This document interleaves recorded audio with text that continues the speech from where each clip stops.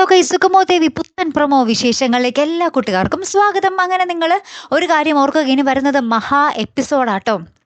8:30 മുതൽ 9:30 വരെ ആയിരിക്കും നമ്മുടെ സുഗമോ ദേവി അടുത്ത ദിവസം വരാൻ പോകുന്നത്. അപ്പോൾ ആ ഒരു ദിവസത്തിൽ ഭയങ്കരമായിട്ടുള്ള ഒരു ട്വിസ്റ്റുകളാട്ടോ. നമ്മുടെ ഗിരീഷ് മാഷ് ചന്ദ്രമതിയെ രക്ഷിക്കാൻ പോയത് അവസാനം പീഡന കേസിൽ പ്രതിയായിട്ടാണ് നമ്മുടെ ഗിരീഷ് പുറത്തു വരുന്നത്. നമ്മുടെ രജനിയൊക്കെ ഈ ഒരു വാർത്ത കണ്ടിട്ട് ഇങ്ങനെ തലകറങ്ങി വീഴുന്നുണ്ട്. നമ്മുടെ പ്രഭാവതി സ്റ്റേഷനിൽ ചെല്ലുമ്പോൾ അവിടെ നമ്മുടെ ചന്ദ്രമതി ആകപ്പാടെ ആൾ മാറി വന്നിരിക്കുക. ത്യാഗരാജന്റെ കൂടെ നമ്മുടെ ചന്ദ്രമതി മൊഴി കൊടുക്കാൻ എസ്ഐയുടെ വന്നിരിക്കുക. തന്നെ പീഡിപ്പിക്കാൻ ശ്രമിച്ചു എന്ന് നമ്മുടെ ഗിരീഷ് മാഷ്. എന്താ അല്ലേ കഥയുടെ പോക്കേ.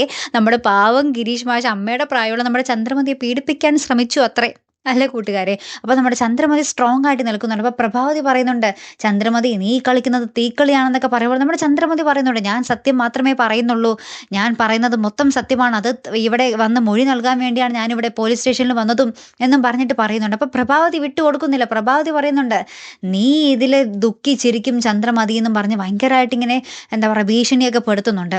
ലാസ്റ്റ് നമ്മുടെ എന്താ പറയുക വക്കീല് കാട്ടൂരാൻ വന്നിട്ടും അവിടെ കുറേ സീൻ ഉണ്ടാക്കുന്നുണ്ട്. ചന്ദ്രമതിയോട് പറയുന്നുണ്ട്, നിങ്ങൾ ഈ കളിക്കുന്നത് വെറും തീക്കളിയാണെന്നൊക്കെ പറഞ്ഞ് വക്കീലും അവിടെ ഭയങ്കര ഡയലോഗ് കടിക്കുന്നുണ്ട് കേട്ടോ.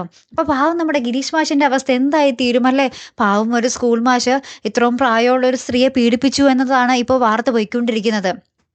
രജനിയും പാവം നമ്മുടെ ഗിരീഷ് മാഷിന്റെ അമ്മയ്ക്ക് ഇത് എങ്ങനെ സഹിക്കും അല്ലെ പ്രേക്ഷകർ. എന്തായാലും വരുന്ന ഒരു മഹാ എപ്പിസോഡിൽ ഇതിനൊരു അന്ത്യം കുറിക്കുമായിരിക്കും. നമ്മുടെ പ്രഭാവതി എന്തായിരിക്കും ചെയ്യാൻ പോകുന്നത് അല്ലെ. കാത്തിരുന്ന് എന്നെ കാണാട്ടോ. അടുത്തൊരു വീഡിയോയുമായി വരുന്നത് വരയ്ക്കും ഗുഡ് ബൈ.